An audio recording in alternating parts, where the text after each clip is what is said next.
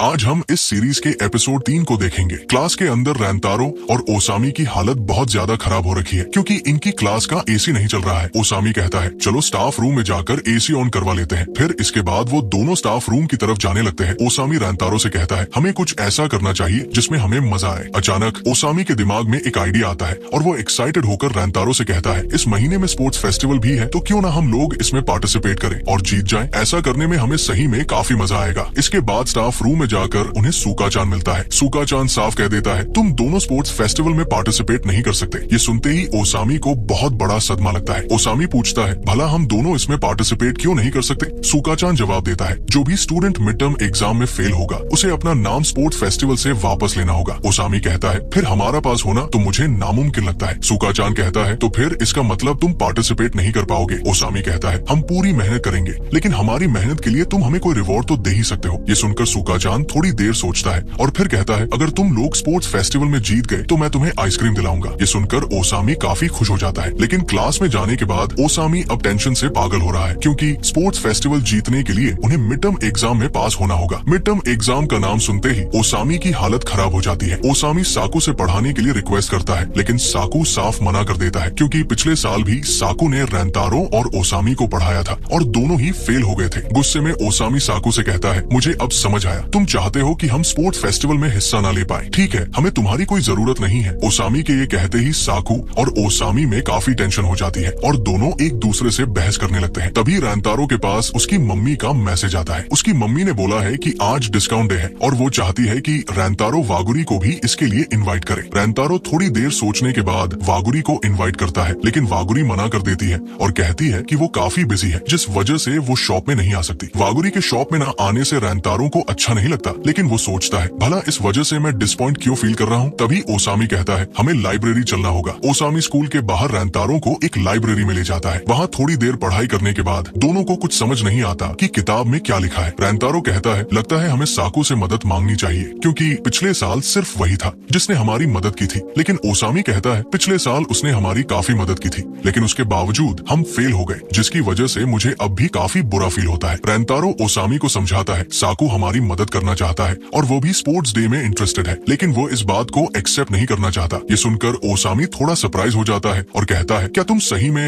रैंतारो ही हो। रैंतारो जवाब देता है क्या फर्क पड़ता है, हमें बस जीतने पर फोकस करना है। फिर ओसामी साकू को मनाने के लिए जाने लगता है और कहता है मैं स्पोर्ट्स फेस्टिवल में इसलिए इंटरेस्टेड हूँ क्योंकि तुम भी वहाँ रहने वाले हो। अब मैं जल्दी से जाकर उसे लेकर आता हूँ। रैंतारो अकेले बैठकर पढ़ने लगता है। तभी दो छोटी लड़कियां आती है जिन्हें बैठने के लिए कोई सीट नहीं मिलती। इन्हें देखकर रैंतारो अपनी सीट खाली करके चला जाता है। वो लड़कियां ये नोटिस करती है और आपस में बात करती है इसने हमारे लिए सीट खाली की और हमें इसे शुक्रिया करने का मौका भी नहीं मिला। लाइब्रेरी से बाहर जाते समय रैंतारो को लगता है कि उसे वागुरी की आवाज सुनाई दे रही है। वो देखता है कि वागुरी अपनी फ्रेंड के साथ पढ़ाई कर रही है। उनकी बातें सुनकर रैंतारो नोटिस करता है कि वागुरी अपनी फ्रेंड के साथ काफी रिलैक्स होकर बात कर रही है। बातों से रैंतारो को पता चलता है कि वागुरी अपनी क्लास में टॉप करती है। ये सुनकर रैंतारो वागुरी से काफी इंप्रेस हो जाता है। लाइब्रेरी से बाहर जाकर रैंतारो वागुरी के बारे में सोचने लगता है। वागुरी सही में एक कमाल की लड़की है क्योंकि वो कियो हाई जैसे स्कूल में भी टॉप स्टूडेंट है और एक मैं हूँ जो एक सरकारी टाइप स्कूल में भी टॉपर नहीं हूँ। रैंतारो आंखें बंद करके बेंच पर लेट जाता है। जैसे ही वो आंखें खोलता है वो देखता है कि वागुरी उसके सामने खड़ी है। वागुरी को देखकर रैंतारो थोड़ा शॉक हो जाता है और कहता है मुझे तो लगा था कि तुम अंदर पढ़ाई कर रही हो। वागुरी कहती है मुझे लगा ही था कि तुम ही हो, हमें मिले हुए काफी समय हो चुका है। जब मैं अंदर पढ़ाई कर रही थी तो मुझे लगा कि शीशे के सामने से तुम ही गुजरे हो। रैंतारो साइड हो जाता है और वागुरी बैठकर कहती है तुमने मुझे इनवाइट किया लेकिन इसके बाद भी मैं डिस्काउंट डे के दिन तुम्हारी शॉप में नहीं आ पाऊंगी, इसके लिए मैं तुम्हें सॉरी बोलना चाहती हूँ। रैंतारो कहता है इसमें सॉरी बोलने की क्या बात है, वैसे भी हर महीने शॉप में एक दिन डिस्काउंट डे होता ही है। वागुरी कहती है अगले महीने मैं शॉप में जरूर आऊंगी और अपनी पार्ट टाइम जॉब से थोड़े पैसे बचा लूंगी। ये सुनकर रैंतारो हैरान होकर कहता है तुम इतना अमीर होने के बावजूद पार्ट टाइम जॉब कर रही हो। वागुरी हंसने लगती है और कहती है तुम क्या थोड़े से पागल हो, असल में मुझे कियो हाई स्कूल में स्कॉलरशिप मिली है जिस वजह से मुझे हमेशा अच्छे नंबर लाने पड़ते हैं। मैं हमेशा फर्स्ट प्लेस पर आती हूँ। जब मैंने कियो हाई स्कूल में पढ़ना शुरू किया तो मुझे अपने अंदर काफी प्राउड फील हुआ। ये सुनकर रैंतारो को रियलाइज होता है कि उसका वागुरी को लेकर नजरिया कितना गलत था। रैंतारो वागुरी को एक अमीर लड़की के तौर पर जज कर रहा था और उसे ऐसे लोगों से नफरत है जो बिना जाने किसी को जज करते हैं। ये सोचकर रैंतारो को बुरा लगता है। रैंतारो वागुरी से कहता है वागुरी क्या तुम मेरी पढ़ाई में थोड़ी मदद कर सकती हो, अगर मैं मिड टर्म एग्जाम में फेल हो गया तो मैं काफी दिक्कत में आ जाऊंगा, अगर तुम फ्री हो तभी मेरी मदद करना। वागुरी कहती है अगर मेरे पास टाइम होगा तो मैं तुम्हें जरूर बताऊंगी। चलो साथ में अपना बेस्ट देते हैं। दोनों अपनी बातचीत जारी रखते हैं। थोड़ी देर बाद वागुरी कहती है अब मुझे वापस जाना चाहिए क्योंकि मेरी फ्रेंड शॉप से वापस आने वाली होगी। लेकिन वागुरी की फ्रेंड सुबारू वागुरी को रैंतारो से बात करते देख रही थी। वो कहती है वागुरी ये इंसान कौन है? रैंतारो नोटिस करता है कि इस लड़की के बाल सिल्वर कलर के हैं और वो सोचता है क्या ये कोई फॉरेनर है। इस समय ये काफी कूल लग रही है, लेकिन जैसे ही सुबारू रैंतारो को नोटिस करती है वो इरिटेट हो जाती है और कहती है लगता है तुम चिदोरी स्कूल से हो। मैं अप्रिशिएट करूंगी कि तुम वागुरी के आसपास भी ना दिखो क्योंकि मैं नहीं चाहती कि चिदोरी का कोई भी इंसान वागुरी के करीब आए। वागुरी सुबारू को शांत करने की कोशिश करती है। तभी रैंतारो के फ्रेंड्स भी वहाँ आ जाते हैं। जैसे ही वे देखते हैं कि रैंतारो के करीब कियो हाई स्कूल की दो लड़कियां खड़ी हैं, ओसामी और साकू इरिटेट हो जाते हैं। ओसामी कहता है तुम्हें रैंतारो से क्या काम है? मुझे नहीं लगता कि रैंतारो खुद कियो हाई स्कूल की लड़कियों से बात शुरू करेगा। सुबारू वागुरी से कहती है हमें यहाँ से चलना चाहिए क्योंकि हमें इन जंगली लोगों के साथ टाइम वेस्ट करने की जरूरत नहीं है। लेकिन तभी ओसामी वागुरी के करीब आकर कहता है लगता है मैंने तुम्हें पहले कहीं देखा है। अचानक सुबारू ओसामी को पीछे रहने के लिए कहती है और रैंतारो भी ओसामी को रोकता है। ओसामी कहता है रैंतारो तुम ये क्या कर रहे हो? मैं तो बस बात कर रहा था। सुबारू वागुरी को लेकर वहाँ से जाने लगती है, लेकिन साकू कहता है क्या तुम इतनी जल्दी भूल गई जो सवाल हमने तुमसे अभी पूछा था? लगता है कियो हाई स्कूल की लड़कियां जितना मैंने सोचा था उससे कहीं ज्यादा बेवकूफ है। सुबारू इरिटेट होकर कहती है क्या तुम इस बात के बारे में कह रहे हो? साकू कहता है ये जानने के लिए तुम्हें अपने दिमाग का इस्तेमाल करना होगा, लेकिन लगता है तुम्हारे पास उसकी भी कमी है। वैसे तुम्हारे बालों का रंग ऐसा क्यों है? क्या कियो हाई स्कूल में ये सब अलाउड है? लगता है तुम जो चाहे वो कर सकती हो क्योंकि तुम किसी अमीर बाप की बेटी हो। साकू की बातें सुनकर सुबारू को बहुत बुरा लगता है, लेकिन अचानक रैंतारो साकू को रोकता है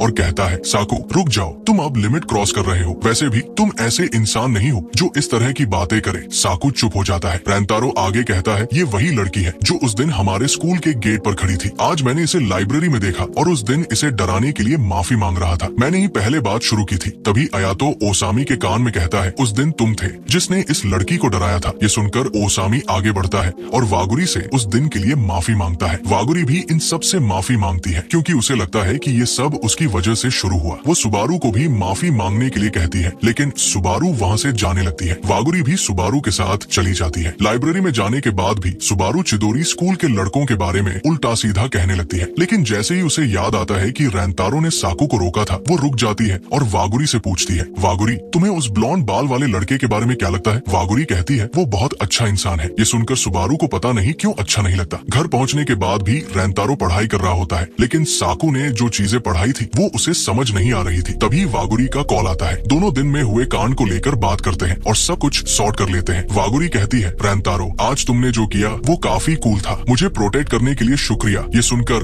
रैंतारो शर्मा जाता है क्योंकि आज से पहले किसी ने उसे कूल नहीं कहा था। लेकिन वागुरी कहती है मुझे माफ करना क्योंकि आजकल मैं तुमसे कुछ ज्यादा कैजुअली बात कर रही हूँ। मैं आगे से इस बात का ख्याल रखूंगी। रैंतारो पूछता है वागुरी तुम मुझसे इतने फॉर्मल तरीके से क्यों बात करती हो? वागुरी शर्मा जाती है और कहती है क्योंकि मैं तुम्हारी शॉप की बस एक कस्टमर हूँ। अगर मैं तुमसे ज्यादा कैजुअली बात करूंगी तो वो थोड़ा अजीब लगेगा। ये सुनकर रैंतारो को अच्छा नहीं लगता क्योंकि उसे लगता है कि वागुरी ने उसे खुद से दूर कर दिया है। वागुरी रैंतारो को सैटरडे को साथ में स्टडी करने के लिए कहती है और रैंतारो इसके लिए हामी भर देता है। लेकिन अचानक रैंतारो कहता है अगर तुम्हें कोई दिक्कत ना हो तो तुम आगे से मुझसे ऐसे बात कर सकती हो जैसे मैं तुम्हारा फ्रेंड हूँ। वागुरी कहती है ठीक है मैं ये बात याद रखूंगी। बातचीत खत्म होने के बाद रैंतारो सोच रहा था कि उसने ये सब क्या बोल दिया। वो बहुत एम्बेरस फील कर रहा था। दूसरी तरफ वागुरी भी नर्वस फील कर रही थी।